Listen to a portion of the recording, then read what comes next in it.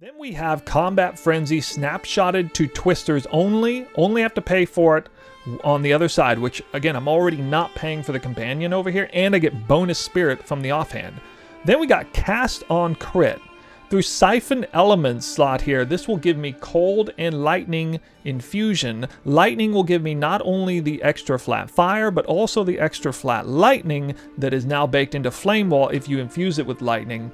I get Profane Ritual, which now with Charge Profusion 2 is just going to flood me with power charges in maps, and it's going to be so many, it's actually going to some extent flood me with Endurance and Frenzy charges too, because of how potent this support gem is.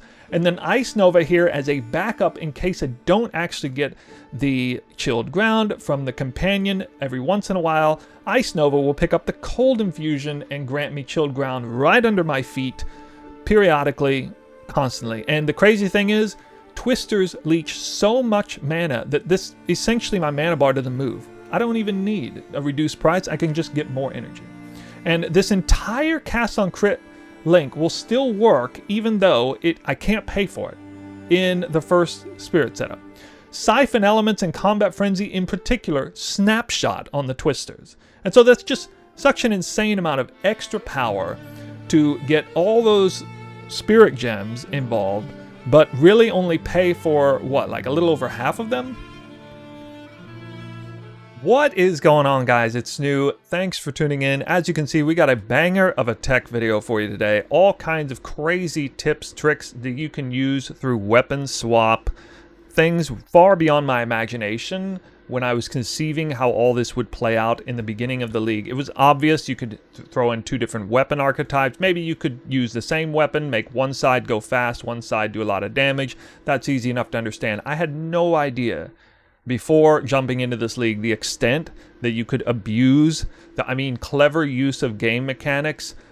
Snapshotting meta gems, of all things, is a thing that actually exists in this game. I'm going to show you what it looks like in real time. Use the timestamps down below. If you are a Twister player, you're definitely rejoicing on this one. If you're some other player doing a different build, I'm sure there's something you can take away. It's at the very least going to be really fascinating, a lot of the things that I show you guys in this video. Case in point, take a look here in the background footage. I'm now using a companion, okay? I got a companion that helps drop Chilled Ground. I no longer need Wake of Destruction to get elemental grounds, yet I don't have a companion up 95% of the time. No, I'm snapshotting that spirit gem into one weapon swap set, and so when I want it on demand, I can make him drop the Chilled Ground, and then he goes away.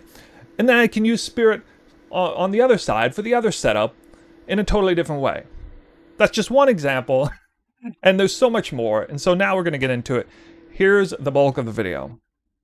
We're going to start with a very enlightening demonstration here for you. First off, many of you may not be aware of this, but new in 0.3, you are allowed to use the same weapon in both weapon sets. This is going to be somewhat important information to you in case you don't need a different weapon in each set for whatever reason, and you'd like to take advantage of some of the tech quick and easy without having to go out and buy a second weapon.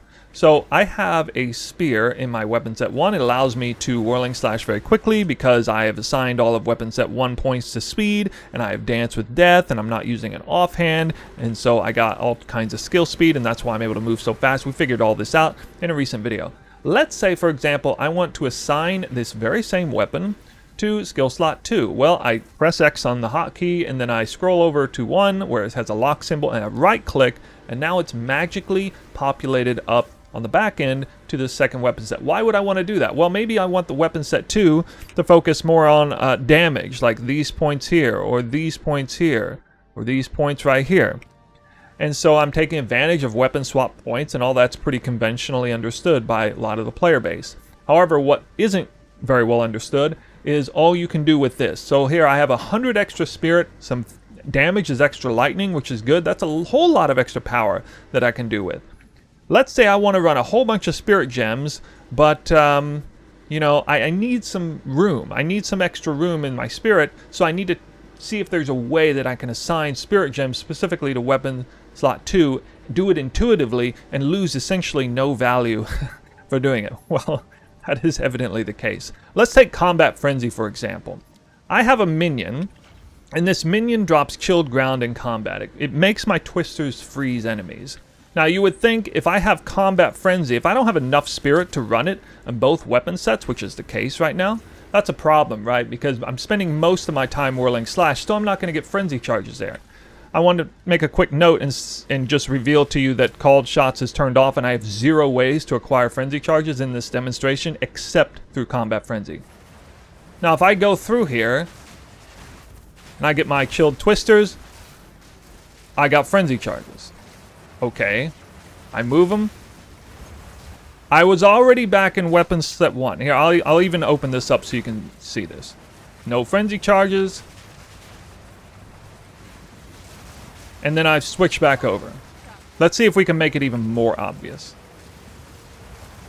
There we go. You saw for sure. I mean, you can rewind the tape. You can see it easily there. That the frenzy charges populated up when I was already back to this set, and I no longer had it. I'll even do you another solid. We'll actually just show that this is literally turned off when frenzy charges populate up. Let me find a few more monsters here.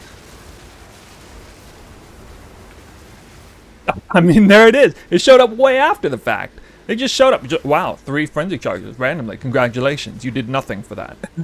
Didn't even have combat frenzy on, and it still worked. And that's because twisters, as well as I think every other damage skill, snapshots all of your gems. Now, certain gems don't snapshot, like Blasphemy. That's on the monster, so that's not going to snapshot based on weapon sets. Other gems like Charge Regulation or Wind Dancer, they're not going to snapshot because they're on me, my character. But anything that would affect the skill, the monsters, specifically through the skill, like damage or anything like that, that is going to snapshot. Alright, so you think Frenzy Charge was overpowered. Check this out, Elemental Conflux. Did you see that? My damage just adjusted on the back end. It's active, right? Now, I'm going to deactivate it because I don't have enough spirit. And watch what happens to the damage numbers. They adjust again. Now in favor of lightning damage. It just gave me a whole bunch more lightning damage. What? It's not even on. It's not even on, but it's still working on the back end because it's active on weapon set 2, and weapon set 2 can use it. Now, it does not give me that damage for Whirling Slash on weapon set 1, but anything I do with twisters, on, off, before, after, snapshotted, even active in the background, everything that is related to weapon set 2 here, where I have enough spirit to actually use a massive spirit gem like this, I'm getting the bonuses there. Absolutely crazy. So that's just a couple of really potent ways to take advantage of weapon sets. And again, if you didn't catch this before, you say use weapon set, you can turn this on or off, and it'll go adjust accordingly. Now, even though I'm only showing you things that apply offensively, as a snapshot into the damage of a skill that you're using briefly, like Twister, there are still a few other cool little things you can do. Like, for example, for me, I'm spending most of my time Whirling Slash, right? And so I don't really necessarily have to have like Ghost Dance up while I'm twistering. So I could actually just assign Ghost Dance to weapon set 1, and even though I'd be slightly vulnerable for a split second, it's immediately right back, okay? Unless I get hit at that exact moment, that's fine. And if that's the difference between me being able to slot in another very useful 30 Spirit Gem for weapon set 2, in this case, that's probably worth it. Now, that doesn't work for everything. That doesn't actually work for Wind Dancer. I had that on too. So when I switch over and then here, Wind Dancer has to restack. So that wouldn't be worth it for Wind Dancer probably. But for whatever reason, Ghost Dance keeps its stacks on switching. I guess it's programmed differently. So I don't know. That was just another thing I found out. Figured I'd share it with you. Okay, now let's get into a more meta discussion about Twister, Companion, how I set up Companion. There were multiple different ways. I gotta give an honorable mention first to what kicked things off, and I knew this was going to be all reliable as a way to most deterministically get elemental twisters in form of shocked ground just by simply running around, moving around. You get it through your Whirling Slash automatically. There's literally no challenge whatsoever. And then with Call the Brotherhood, transformed it into cold damage, and this was a great setup, and it's still something I recommend for anyone who might have trouble with the subsequent methods I'm about to show you through companions. So honorable mention here to these two items, but I don't want these the whole time. Look, I mean, an endgame build, you want it to be as strong as possible. And here, besides their specialized functions here, which this gives me, turns lightning damage into cold, and this gives me guaranteed elemental twisters, both of these items are garbage as far as their pure stats. I mean, compare these boots to these boots. Massive evasion, rarity, resistance, deflection, stun threshold. There's no comparison in terms of power other than its specialized modifier. Similar story with the ring. All right, double rarity, you get flat damage. You can do all kinds of stuff with rings. Rings are super powerful. You can combine them, you know, with the belt, ingenuity. So, you know, I want more power if I can. So I've been on the lookout for a way to get those elemental twisters more reliably, and I've taken in feedback from you guys, and of course you guys help with the testing and everything we do on stream. And so I've arrived at a solution using companion nettle ant. Now, as to which companion is technically the best, I'm not really sure. I'm not that well versed in the companion tech. There's different spiritual requirements for different ones. It appears that this ant that we're going for is about as low as it gets. It's also very fast moving, so it'll keep up with you more easily, and that's really good for things like haste aura and or the trail of ice, fire, or lightning. And so we're going to go for ice because that's going to be overall best for the build, especially in terms of defensive capacities. There's the ant. It's in a little side area. There's a checkpoint. Exit, respawn at checkpoint. Do this over and over again. It takes 50 to 100 tries on average, I suppose, to find trail of ice by itself. That's the modifier you're looking for. To find it paired with something else you're looking for, like fizz damage aura, temp bubble would be good, or haste aura specifically, you probably need to 10x that number, so it's going to be a while. And in case you didn't catch it, the Ashen Forest is in this interlude here, the Glade. It's the first zone, so you just zone in, start running around, find that checkpoint. And here's my current companion. It has the two modifiers I care about, so there you go. You can see it. Now, what about once you got the pet? Then what? How do you set it up? Well, here we go. You might notice in the intro of the video I played some Delirium footage, and that featured a sort of reverse setup to what I had. It was really nice, worked really well, had a lower spirit requirement, but I kept tinkering around with it after the fact between the last stream when we were looking at it and making the video. I think I got something that's actually a lot better. You can see we've got some pretty dank spirit gems going on here, a lot of stuff. So it matters a great deal how you set things up. Whirling Slash is on weapon set 1, and Twister is on weapon set 2. I don't really need to go into much detail about that because we've talked about that in a very recent video about salvaging the speed of Whirling Slash. We just dumped all the weapon set 1 into speed and went all in on damage on weapon set 2, and we kind of, you know, divided and conquered the passive tree that way, and basically came out ahead and didn't have to sacrifice much of anything there. So that turned out really, really well. Now, Barrage should also be on weapon set 1, and that's because it gets to take credit from Dance with Death. Our first weapon set doesn't have an offhand, so that's 25% more skill speed. That counts for cast speed, and here you go. Can you see when I use Barrage? Did you see it? I already used it. You might have missed it because it casts that fast. Very convenient. Now, I did do a session on stream that we used a different setup where we kind of had Barrage cast Twister immediately, and this spawned the minion, but instead I have it backwards here, and I'm going to scroll down to show you. Wind Dancer, Charge, Regulation, Ghost Dance can all be together, up at all times on all the auras, but the bottom 4 here are selected for specific weapon sets. Let me show you just real quick here. You can see that Companion is active on the first weapon set, and the other 3 are active on the other weapon set. Let's look at the Companion first. The Companion is right here. It's got a couple of not very meaningful support gems, to be that honest. I guess Brutus' Brain is pretty good for the sake of what we're doing. And this gives me the 20% increased skill speed. And then he's also dropping Chilled Ground a lot. And you don't see it here because we're not in combat. So we have to be in combat for you to see that. Let's go ahead and get in combat so you can see it. Okay, there we go. It's not going to have 100% uptime, but you can see it's pretty good. You can see the uptime of the haste aura. It's not 100%, but it's pretty good. I did not get Twister's there. I should probably backtrack a little bit right before I cast. That would be a decent idea. Just to make sure. Okay, I think that pretty well shows you. We'll get one more cast off. Yeah, see me like backtrack there? That wouldn't be a terrible idea in case I haven't gotten the chilled ground yet. But the minion has chilled ground on it at all times. It's following me pretty well. It's a fast minion, and I tested this back in 0.2, and I didn't like it. I don't know if they changed the API, or if this minion's just better than the others. It does a pretty good job keeping up, not gonna lie. And so I liked it once I tested it this way. Initially, we had it backwards here, and it was only on weapon set 2, and then I had to be very delicate about how I spawned it and then, you know, cast Twister. But this is so much easier. I don't have to, you know, pair barrage with Twister exactly. I don't have to be nearly as technical. Just set it up this way and then just play the normal, comfortable way. I think a lot of you will probably prefer that. Now let's talk about the other two links real quick. We got Cast on Crit, Siphon Elements.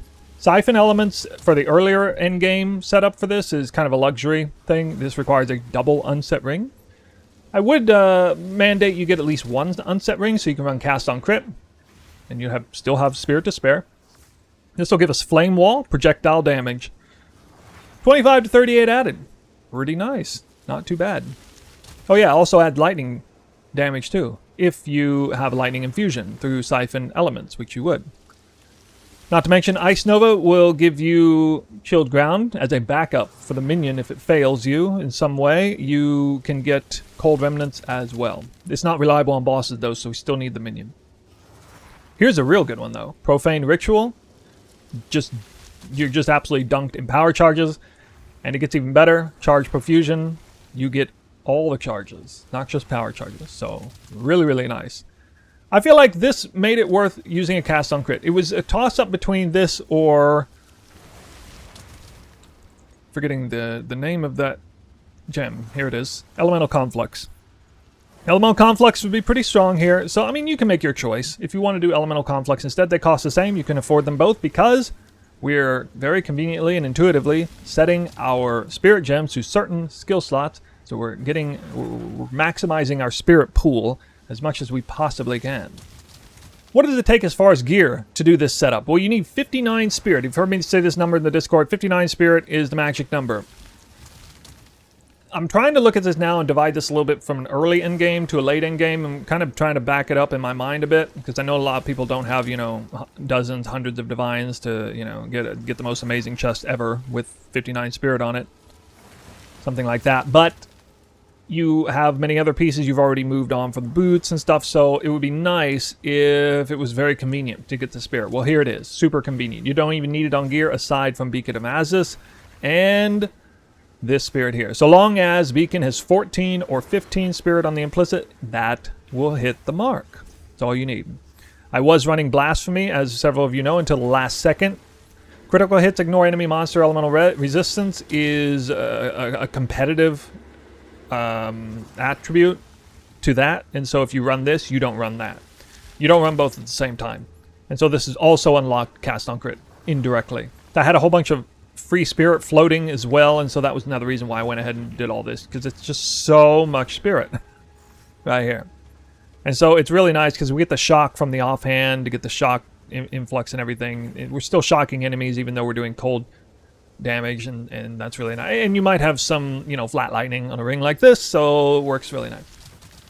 This amulet is not the best thing in the world though. It's really only like 2 modifiers.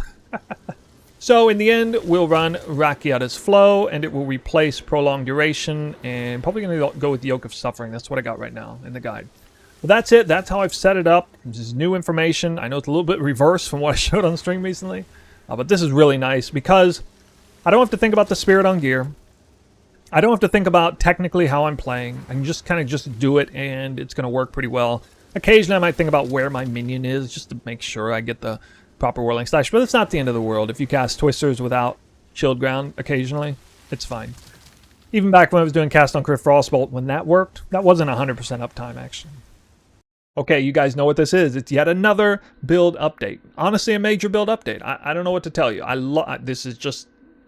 I'm honestly not even playing the game anymore. I'm just messing around with this stuff. And I know it's a lot to take in, to follow. But I'm exploring and discovering power thresholds that are too potent to deny. I cannot in good faith ignore them. So I'm going to include them in the build. And I know it's a bit of a headache, but you know, it should make you guys excited. Let me break this down, how it actually happens here. We got 8 different auras or spirit gem setups. One doesn't really count. It's Purity of Lightning Scepter, and that is in the weapon set over here. Guiding Palm of the Mind for the lightning damage. Gain is extra lightning damage, which is actually important because it's going to make us shock everything with twisters especially. Then I have 3 auras I'm actually paying full price for. Ghost Dance, Wind Dancer, Charge Regulation. Okay. Whirling Slash speed version should be self-explanatory. I mean, this is simple weapons set tech. You know, win or Dance with Death over there. No Dance with Death on weapon set 2 with an offhand for damage. Speed for Whirling Slash. That's kind of self-explanatory. We've gone over that a lot. That's not even special anymore based on everything I'm showing you today. Tame Beast Companion, weapon set 1 only. This guy is going to give me Haste Aura almost all the time, and is going to have Chilled Ground around all over the place, and I can wrap up that Chilled Ground into the Whirling Slash, then despawn him as I cast Twister, because I don't need him during that split-second Twister cast. What's the point of having him on at that moment? Barrage is also going to be involved in weapon set 1 for, again, super fast cast Barrage, high skill speed there. Cast the Twisters with all the damage in the world. Call the Weak just for some extra armor, break, power charges on demand. I'm calling enemies, frenzy charges in maps. Innervate's going to be up quite a bit. And that can either go with weapon set 1 or 2, by the way. Then we have Combat Frenzy, snapshotted to Twisters only. Only have to pay for it on the other side, which, again, I'm already not paying for the companion over here. And I get bonus spirit from the offhand. Then we got Cast on Crit. Through Siphon Elements slot here, this will give me Cold and Lightning Infusion. Lightning will give me not only the extra flat fire, but also the extra flat lightning that is now baked into Flame Wall if you infuse it with lightning. I get Profane Ritual, which now with Charge Profusion 2 is just going to flood me with power charges in maps, and it's going to be so many. It's actually going to some extent, flood me with Endurance and Frenzy charges too, because of how potent this support gem is. And then Ice Nova here as a backup in case I don't actually get the Chilled Ground from the companion. Every once in a while, Ice Nova will pick up the Cold Infusion and grant me Chilled Ground right under my feet, periodically, constantly. And the crazy thing is, Twisters leech so much mana that this, essentially my mana bar doesn't move. I don't even need a reduced price. I can just get more energy. And this entire Cast on Crit link will still work even though I can't pay for it in the first spirit setup.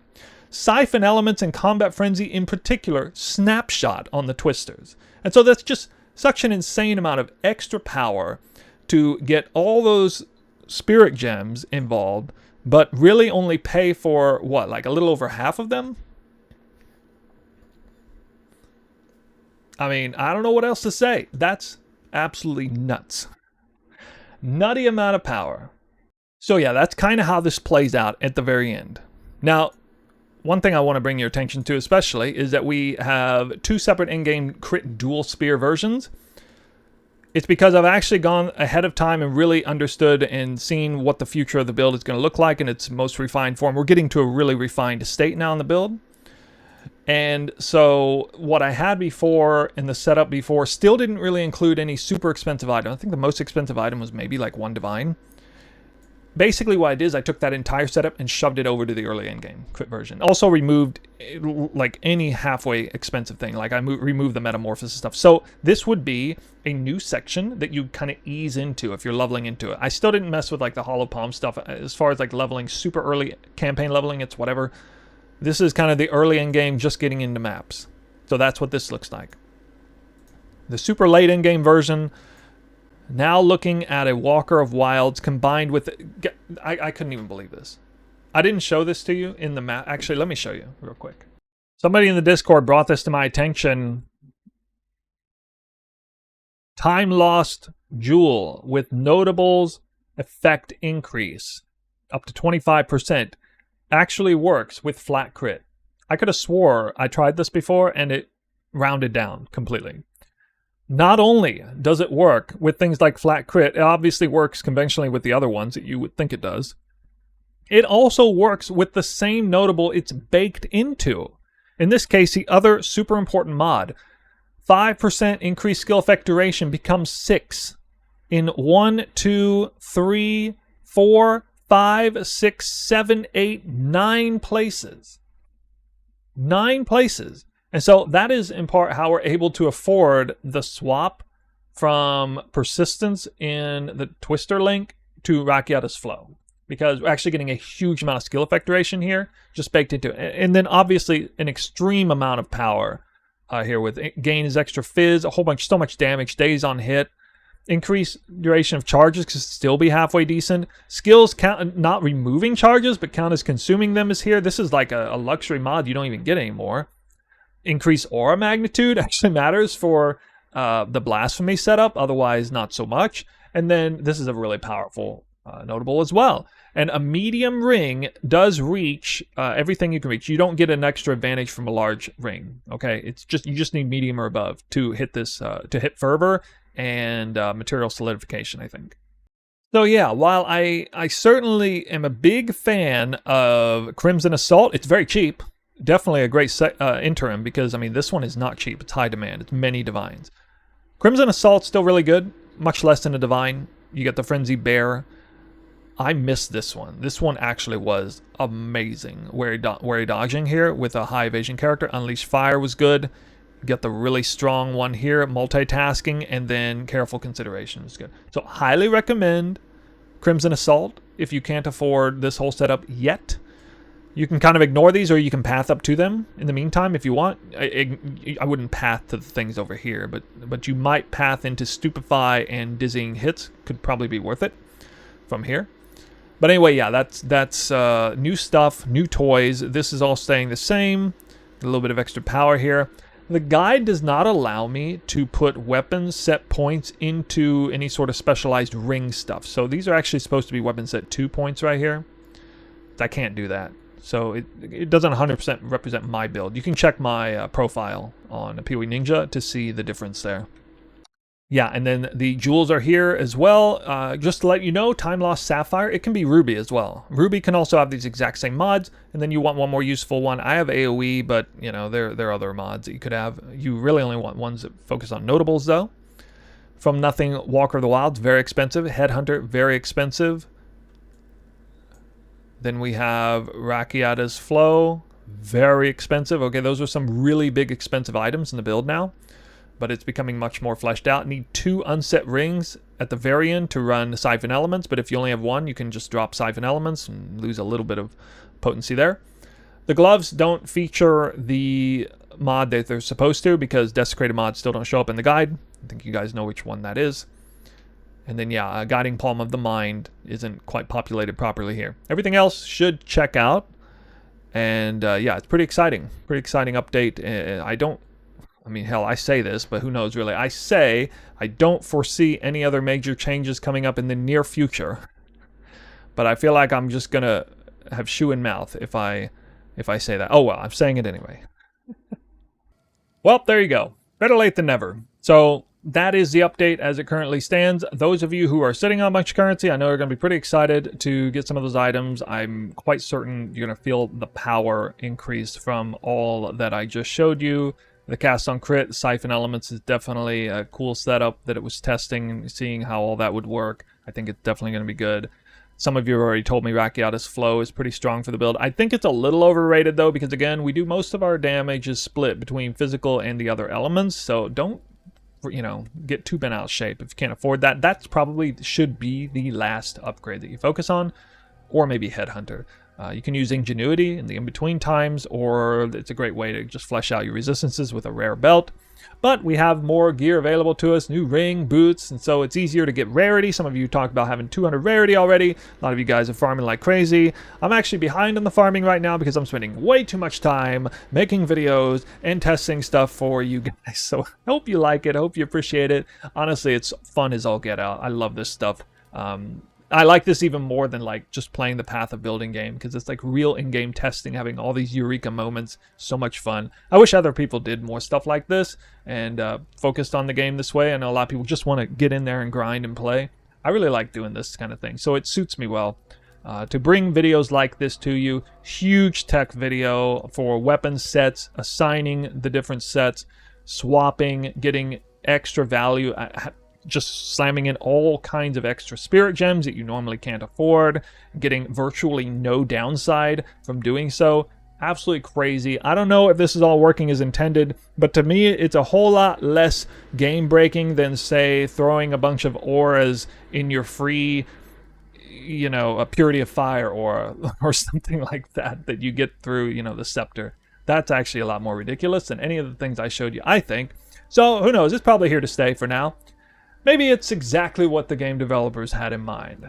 Let me know what you think in the comment section down below. Are you excited to try any of this tech? Are you using a different build and seeing ways to implement this? Have you already been doing things like this? It is the day and age of weapon swap. The most exciting league for me so far. I made a huge deal out of it. I figured people didn't care that much about it. It is really turning out to be, you know, as good as I imagined, or better. Anyway, guys, that's it for the video. Thank you for watching. We'll see you in the next one.